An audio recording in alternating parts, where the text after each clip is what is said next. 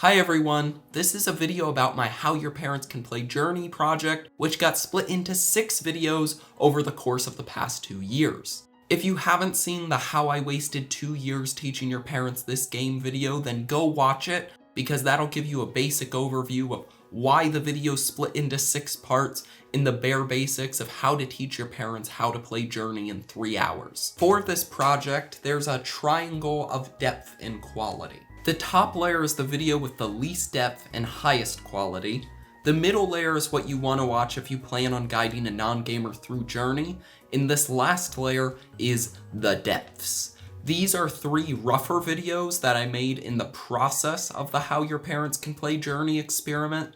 It details the beta version of my training program, highly details the first Journey test, and most importantly catalogs weird behaviors that I never got to mention in the more compact videos in the upper layers of the triangle, like Alex's mom wanting to avoid enemies because she had no idea how game overs worked, and her suddenly playing so much better when she was hyped up by the finale and its cinematic music. This video is a combination of my finished Making a Game for Non-Gamers and How Your Parents Will Play Journey videos, plus an unreleased 3rd video with Jib Smart that had its audio completed, but I never got to editing visuals because of chaos I talked about in my Wasted 2 Years video.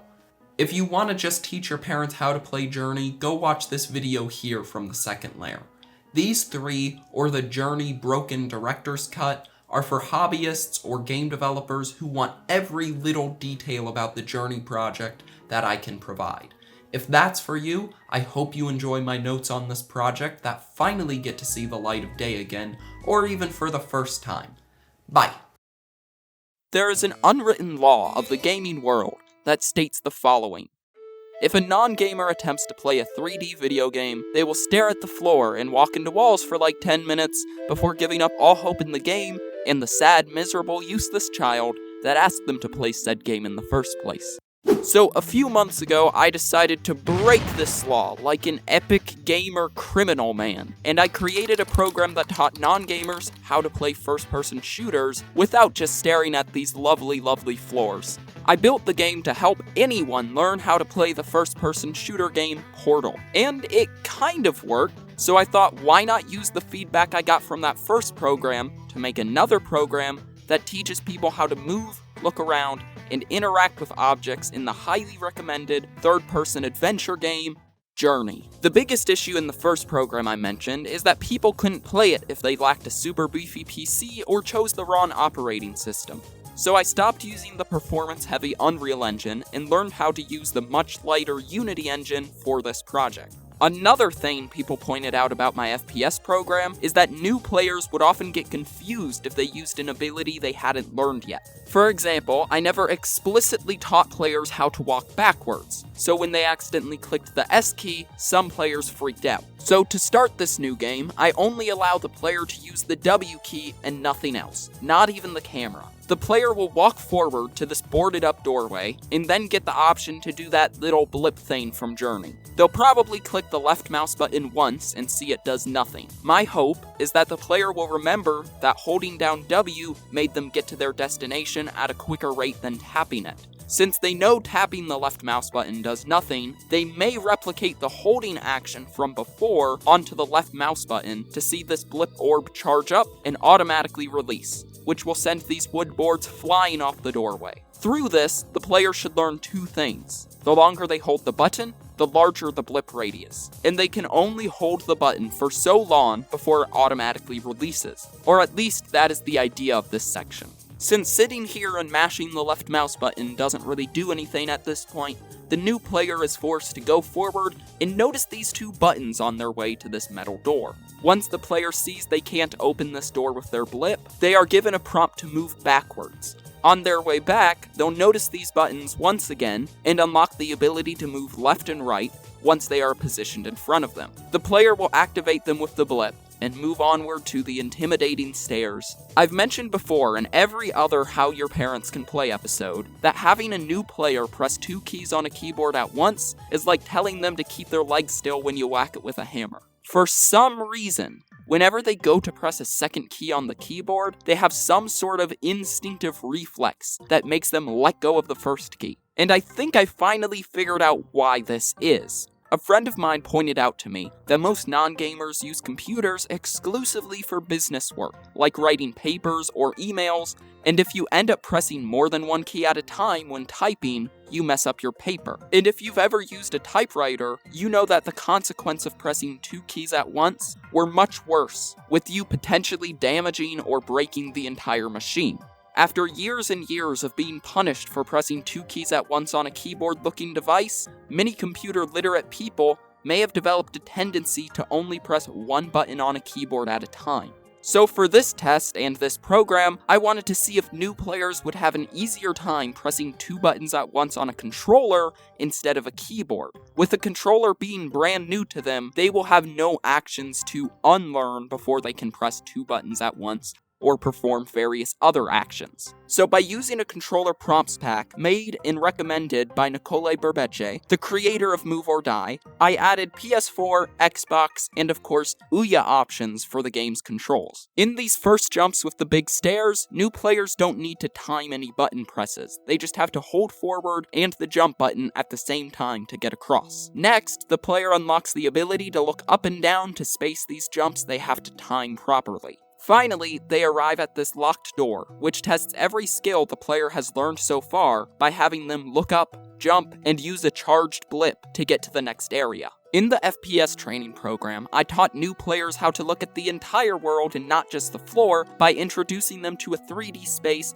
one axis at a time. However, in doing so, I locked away the ability to look left and right for a time before giving it back again. Quite a few people pointed out that taking an ability away from new players could be very frustrating and confusing.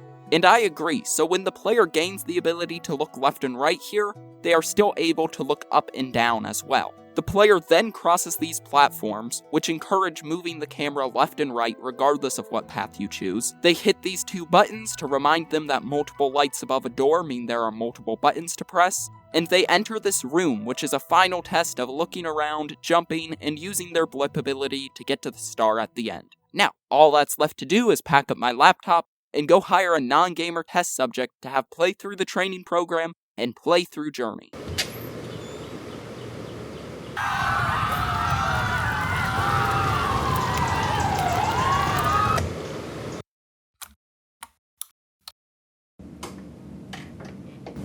I have come from Elysium by command of the Forefather. So, I would like to introduce Socratetris. Hello. He's a YouTuber that makes video essays which analyze how philosophy and video games connect. He kindly volunteered to run his mom through the training program and Journey to help us find out how to modify both games to make them better for new players.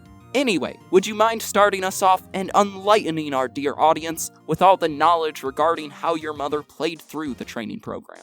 Of course. So I plugged my PlayStation 4 controller into my PC, then had my mother play your training game, and in the beginning, everything was great. My mom easily figured out how to walk, and she even figured out how to charge the blip in a matter of seconds. Then she entered the next room, and things didn't go as well, because she was not interested in these trash cans, but instead thought the water was important and spent 2 minutes staring at it. Then she didn't want to go past the door because she assumed that there was just more water behind it. I eventually told her the trash cans were important, but by that time she forgot that she could charge her blip, and eventually ended up opening the door by mashing the blip button. It was at this point in time when I knew her run of Journey would be absolutely perfect. Well, to your credit, the jumping section worked out pretty good. She seemed to have no problems pressing 2 buttons at once, so it looks like using a controller instead of a keyboard definitely helped with that, and she got through these timed jumps without much issue at all. The only concern I had is that she wouldn't keep the thumbstick held in a certain direction till the camera was placed correctly. Instead, she would lightly tap the thumbstick once in a direction to move the camera, wait for it to move to its original position, then tap it again. I don't know why she treated the right joystick differently from the left joystick, but it is certainly something to watch out for if you guide someone through this program. It took her a while to find the button up here, but take note that once she knew what she had to do, she was able to perform this action with proper timing of the jump and blip on her first try. Past the door, we ran into our second set of issues when she unlocked looking right and left. The problem being she would only look right or left, which means she didn't correct her vertical camera placement for these jumps and didn't get a good sense of how far away these platforms were. Even when she messed up the hitboxes and respawned back where looking up and down was introduced, she would still exclusively look left and right. I'm unsure if this was due to the way Etra added the ability to look left and right without teaching it on its own first, or if it was about my mom interacting with the right stick in a different way than the left. After 8 minutes, she finally made it past this section and entered the final room. Since these indicators were so close to the door, and it had been so long since she pressed a button, Mom made an association that the indicators are what activated the door instead of the buttons. She figured out the problem though and started to look for the buttons, but when she went to jump up and hit the first one, she seemed to no longer be able to time and jump a blip at the same time, like she did earlier. The other buttons were easy enough to get through, and then she made it to the end. Her final time was 25 minutes and 40 seconds, nearly half an hour to complete the program. Etra, how does that compare? Honestly, not super well. I got a bunch of test results from the FPS video, and that FPS training game was longer and more complex than this one, but the average time for it was 15 minutes. This much shorter game taking 25 minutes means I have a whole lot to improve in version 2. But hey, on the bright side, when she started Journey, she wasn't staring at the ground. For this first section of Journey, level 1, or whatever you want to call it here, everything was fine until she reached these tiny ledges that were not shown in the training program. Yeah, I have to add that to the list of the many things to fix. Well, maybe you should.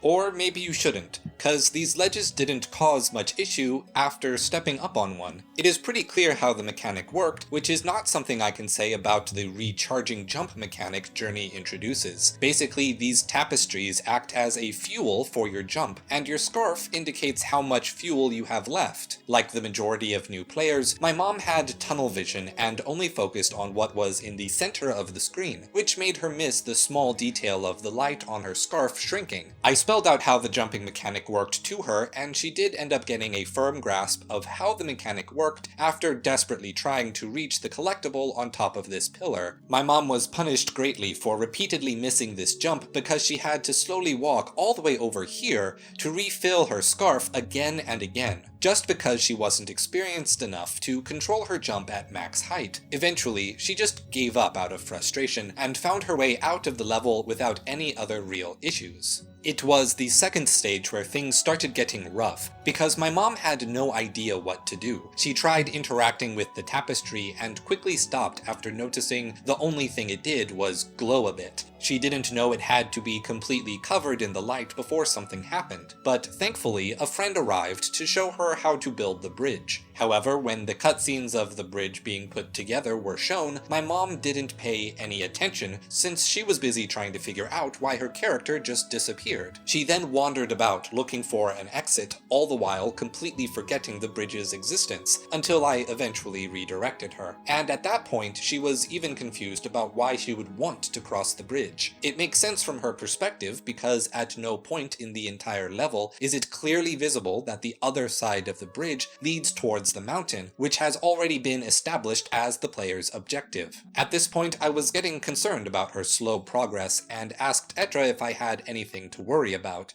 Yeah, so I asked you to send me the recording you had so far, cause in a previous video where I led 2 test subjects through Portal, I noted their times for each test chamber and compared it to the average times of 3 literate gamers playing Portal blind. And unless there was any large issue, the average time it took for a non-gamer to beat each test chamber was right around double the time of an experienced player. So I used the same method to calculate your mom's time through these levels, and they each took a bit over twice as long as an average player. So at that point, I didn't see anything to really worry about. And there were no real big issues with the next few parts either. Mind if I take over this bit? Sure. Sweet. So it may have been a moderately frustrating struggle in the beginning 2 stages for our new player, but as I already noted, on stage 3, things started getting better. After following this very clever path the devs hid in these dunes, She freed this carpet creature who repeatedly showed her where to go and what to do. I tried to find the official names for these creatures, and it appears that the community refers to them as cloth homies. Well, there's actually a whole side of the community, including me, that thinks it's cuter to call them dogs. Yeah, I am quite aware that there are some people in this world with objectively wrong opinions, but that is beside the point at the moment. Your mom's ever-increasing band of cloth homies, Cloth doggos. guiding the way was a blessing for this playthrough, and she really started to enjoy the game a bit. In fact, after finishing Journey, she even noted that this section was her favorite part. When she got to the prison tower, she fell off once, but this fall wasn't nearly as punishing as missing that one jump from before, since the wonderful cloth homies just flew her up the tower to where she fell off. Stage 4 also went well, but our new player didn't really enjoy it, since there was no need to move on these slide sections. At the beginning of the stage, she did try to go through these arches just for fun, but she overshot and slammed her face into poles, then she just watched the game play itself. This section resulted in nearly 11 minutes of her doing almost nothing. She was so disconnected from her character at that point, she had no initial reaction to falling into the abyss. Now, the abyss scared her a bit, but that fear was alleviated when another player joined her party and acted as a sort of guide. Then, we arrive here, to these ruins, and she suffered through an entire 18 minutes of repeatedly failed jumps, due to 3 things we'll get to in a second here. She met the dragon creature as it erupted from the ground, but she didn't react whatsoever due to the excessive frustration caused by over 20 minutes of failed jumps. However, after seeing the dragon tear apart the scarf of her new friend, she was understandably scared and did not want to proceed down this path where the dragons were. She wanted to stay safe, not run into danger. And of course you wouldn't run into danger if you had no concept of saving, loading, or death in a video game, all mechanics which are absent from Journey. As Sakura so wonderfully put it, she had the mindset of a human, not a gamer.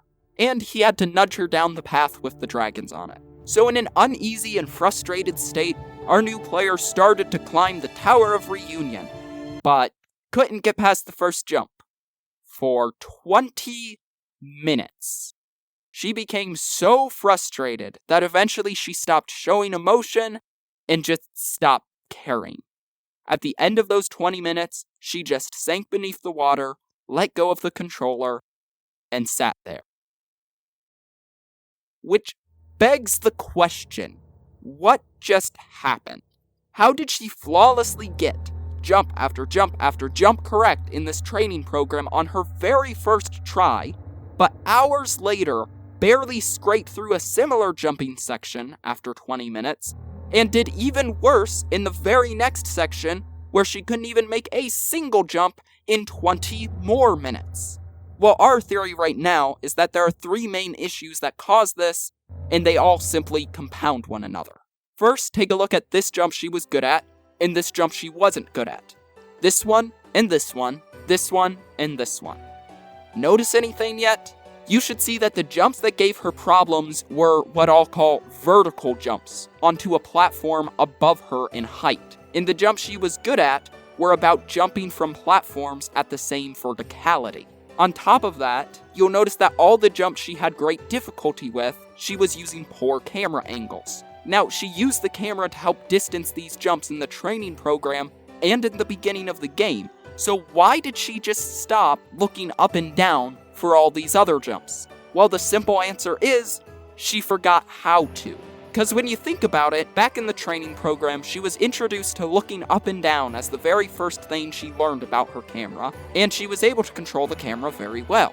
And after that, she needed to move the camera vertically for this jump in Area 1, but Area 2 just required looking left and right. Area 3 was a flat desert with no verticality. It had this tower, but the camera moved up automatically. Area 4 was downhill and on more flat planes. And then in Area 5, we are introduced to a brand new concept not even taught in the training game, vertical jumps. That alone is one thing to throw her off her guard in this section, but on top of that, these vertical jumps required the use of moving the camera in a way she hadn't needed to for well over an hour. And that all explains quite a bit, but it doesn't explain why, after making 3 vertical jumps in Area 5, over 20 minutes, she couldn't make a single vertical jump in Area 6 over 20 minutes. And for this point, Sakura found a fascinating pattern throughout Journey. Would you mind sharing with our audience? Leave it to me. The reason we chose Journey as a new player experience is that it is a very simple game, but when it becomes too simple, it can work against helping a new player remember more complex actions. Watching my mother play these games taught me that much of game literacy is based on teaching yourself button inputs, experimenting, memorizing, and habituating your play. As we learned from Etra's mom playing Deltarune,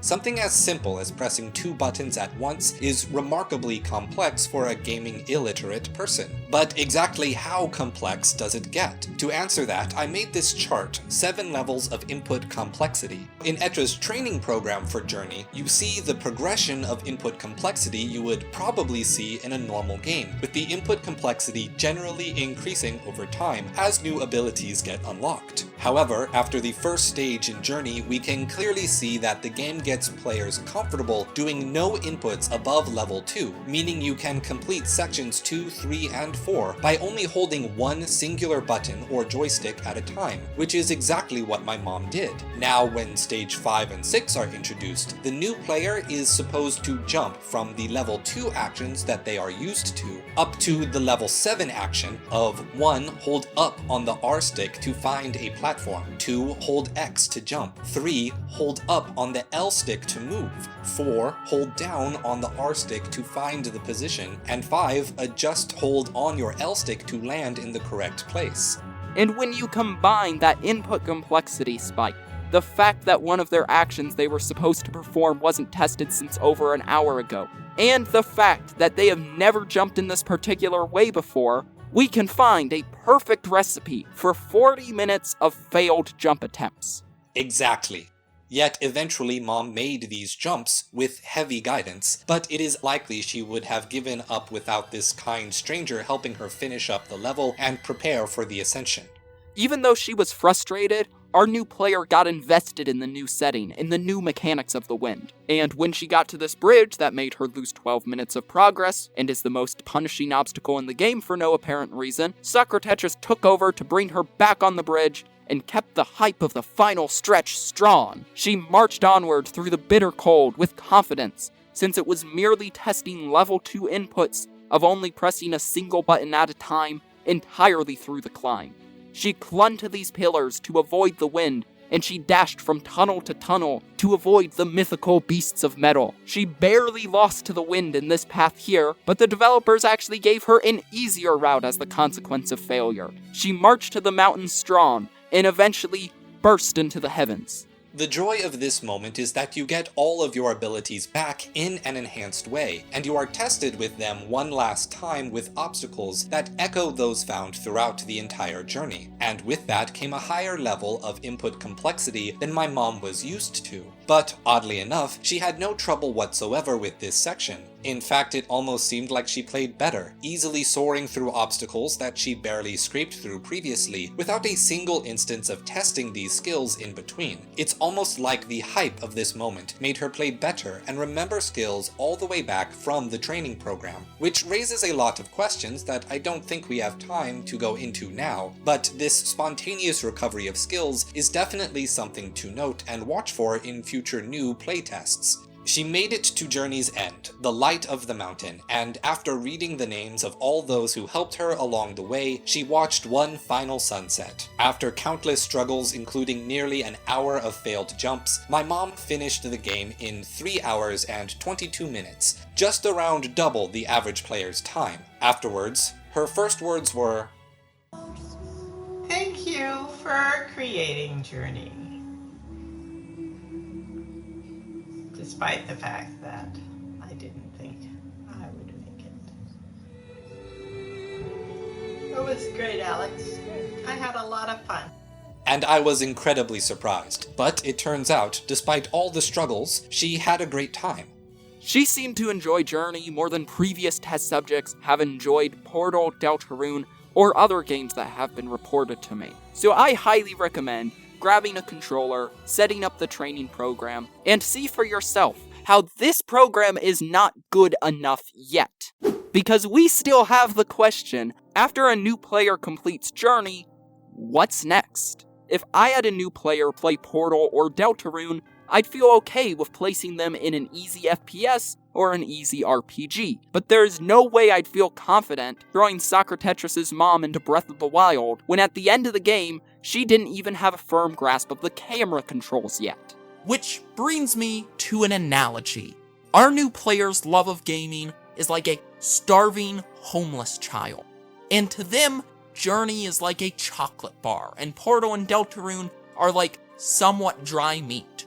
Sure, our new player might love that chocolate bar, but it might not keep them going for much longer on their gaming journey. Whereas Portal and Deltarune might not be as tasty for our new player, it will give them the knowledge and sustenance to keep on going for far longer. So what I am going to do is take my training program and completely rework it in a live stream over the next few days and modify Journey. So both of those games together can become a perfect superfood that is closer to dry meat covered in chocolate, which actually sounds pretty disgusting when I say it out loud, but I hope you get what I mean.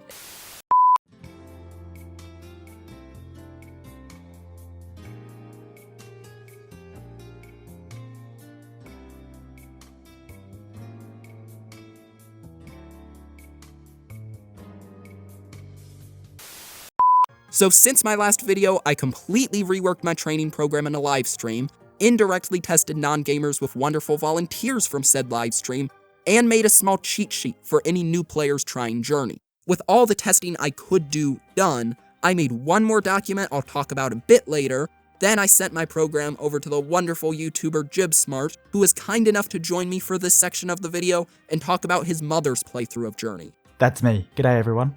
Jib's content is actually a lot like mine, since he created a custom program to solve a problem in our gaming world, specifically how to fix our world's garbage FPS controls and make games play better in general. Go check him out after this.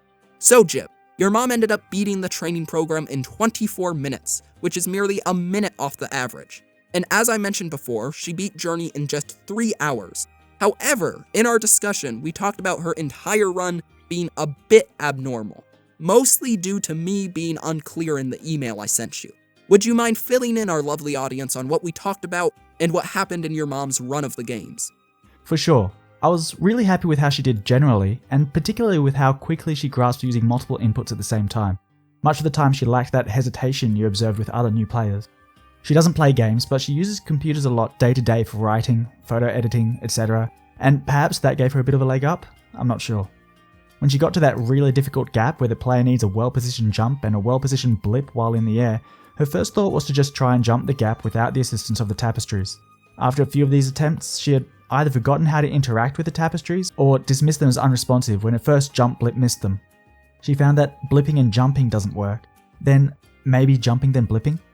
She was trying to thoroughly explore the possibility space, but didn't use a blip to interact with the tapestries, even though she'd successfully done so twice before. I don't think she internalized how they work.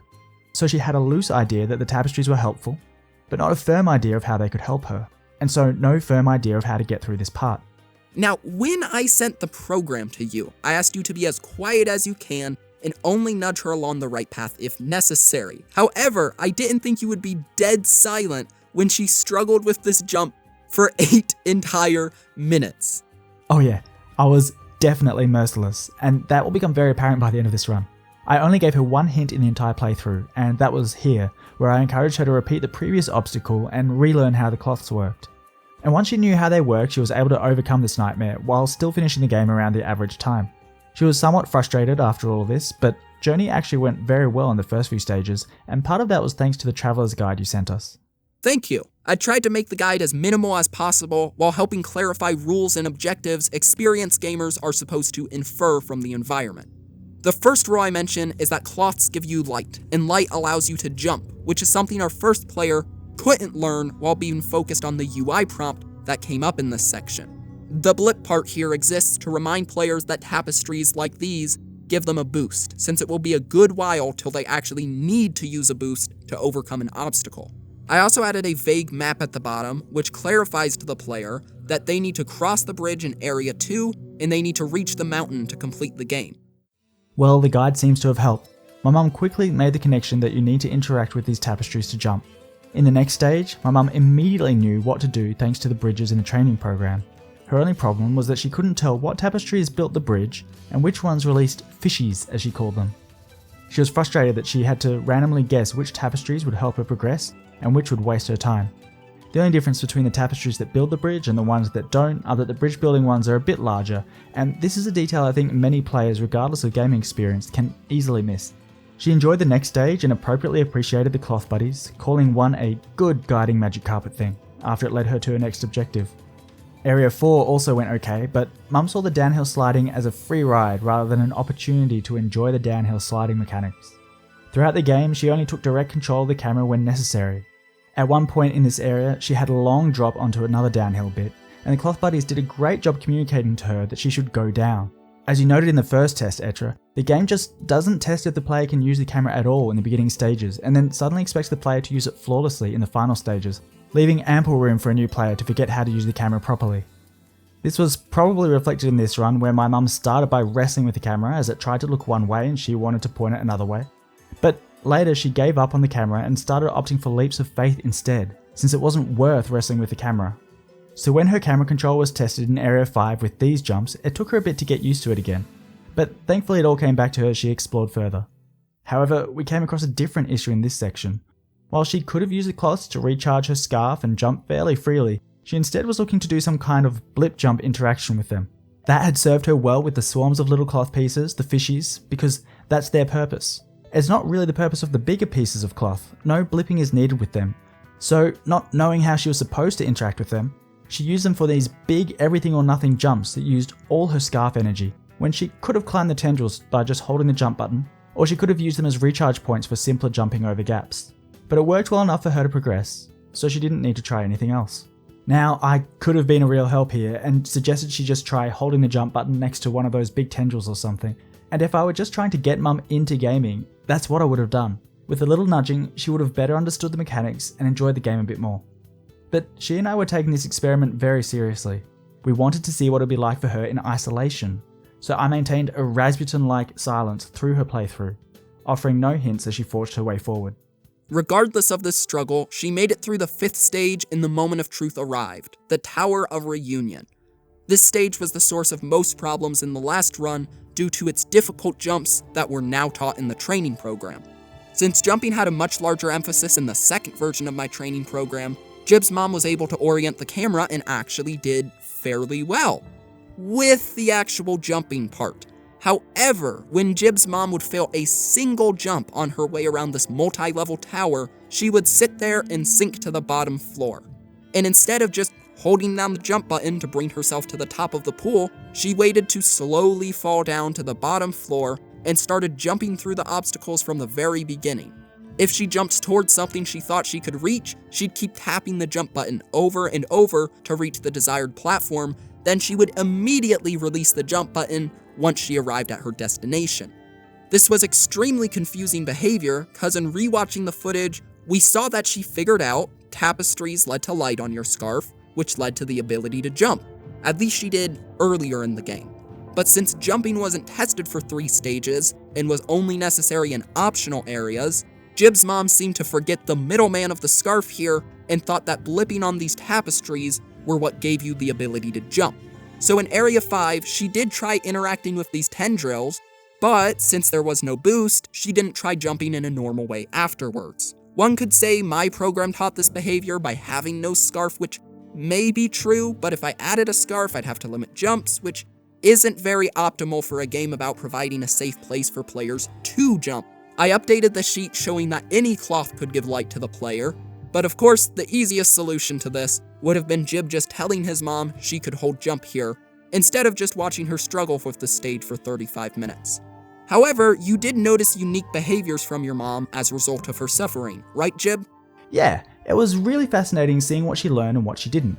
To me, seeing the water level go up as she progressed up the tower was a classic way to raise the floor for the player, a way to checkpoint progress. But Mum didn't have that gaming experience for context. She had been working hard enough just to stay on top of the game rules she'd already encountered. From your tutorial and up to this point, some connections hadn't developed as far as they probably could have. The incomplete rules of fishies let you jump, and blip things the first time you see them, were enough for her to get through the game so far, albeit with some unnecessary difficulty that I really should have helped her with. So I think it's understandable that she didn't try anything different when the water rose above her.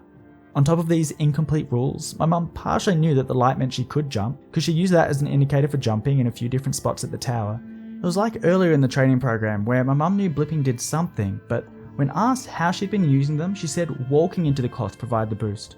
It was like it was in her memory, but not to a point where she could fully verbalize it. As game developers, it's super important for us to understand that just because a player progressed past something doesn't mean they understand how they did it. Eventually, using her unconventional tactics, Mum climbed the tower, but issues with light and jumping became even more evident in the final stage when her scarf got completely destroyed by these creatures. Without her indicator of whether or not she could jump, she took much longer to climb these same tendrils from earlier. Then when she got to the finale, she jumped far more freely, probably because her scarf was now huge and easy to see instead of non-existent. With all that said, overall the game went really well. She thoroughly enjoyed the first 5 stages. She and the game were communicating with each other and she rarely got lost. The day after the test, we talked about her experience with Journey. We talked about how you can play with strangers and how that may have made the game more fun for her, but would have complicated the experiment. We talked about some of the mechanics she hadn't fully understood during her playthrough, and it was clear to both of us she would have had much more fun and finished it much quicker if I was even a little more helpful. But despite getting quite stuck in a couple of places, her biggest frustration with the game was actually with the camera. Sometimes having to control it herself and sometimes having control taken away from her. The battle between where she wanted to point the camera and where the game wanted to point was frustrating and discouraged her from using the camera controls unless she really needed to. So what's better, full control over the camera or none? I asked Mum and she said she'd rather never have to control the camera. Manually controlling the camera while moving around was difficult to learn and she'd much rather she didn't have to do it. In my opinion, requiring the right stick to control the camera is one aspect where Journey really leans heavily on players already being familiar with other games. As established gamers and developers, we often forget how much of an obstacle this is to new players. If you're familiar with my work, you know I'm very interested in making games easier to play by shirking conventions that are unhelpful for new players. I personally think Journey wouldn't have to be changed much to play well without the player ever needing to directly control the camera. However, the problem we run into with making games play unconventionally to help new players is that they then won't know how to play conventional games afterward. Right, and your Area Zero seemingly gives players all the camera comprehension they need for Journey, so I'll back off of proposing any changes there. I do feel like Journey doesn't properly teach the player what the purpose of the scarf is. The player gets the scarf and the ability to jump at the same time, and one could be forgiven for thinking that this means the scarf is necessary for jumping. Sure, the player relies on cloth tendrils here and there and can jump from those, but the player's scarf is always charged as soon as they come near them, so the scarf connection is still there. I think it would have been cool if the player spent longer at the beginning of the game without a scarf, and learned that it was the cloths in the level enabling the player to jump and climb, not the scarf. So withhold the scarf from the player for a little while, and then, after a bit of jumping and exploring, the player is rewarded with their first piece of scarf. Wow! A jumping cloth you can take with you! The player is immediately required to use it to progress, to get over a ledge, let's say, and drains it. The next ledge teaches the player that the scarf requires recharging, and some cloth pieces nearby help with that. Now the player better understands and better appreciates the scarf. The other thing I'd explore is the possibility of introducing the player to glowing water in its own area. Require the player to go through a flooded U-bend, or have them ascend a waterfall? I don't know. There's always more that can be done to teach new players, and trying to accommodate non-gamers while also building on the experience of established gamers is easier said than done. I hope no one takes this as me presuming to know better than these developers who still made one of the most non-gamer friendly 3D games I've seen. Here's the real takeaway. With a newbie-oriented introduction like yours, Etra, this game is absolutely something a brand new player can enjoy, especially with a good gamer friend helping when needed. Definitely. And on that note, just so I could get a rough estimate of the time Journey would take in a non-gamer playthrough, where a gamer friend clarified the rules when needed, I went through your mom's run and cut out the time she spent retreading ground or making pointless jumps, since she didn't understand the rules of the games. And it seems that if you clarified the one rule in my training program and the one rule in Journey to her, she would have saved 10 minutes in the training program, 4 minutes in stage 5, 10 minutes in stage 6, and 7 minutes in the final level, meaning her 3-hour run of both games could have been just 2 hours, 29 minutes, and 36 seconds long, which is why I am confident that anyone watching this video can help a non-gamer loved one beat both my program and Journey in under 3 hours.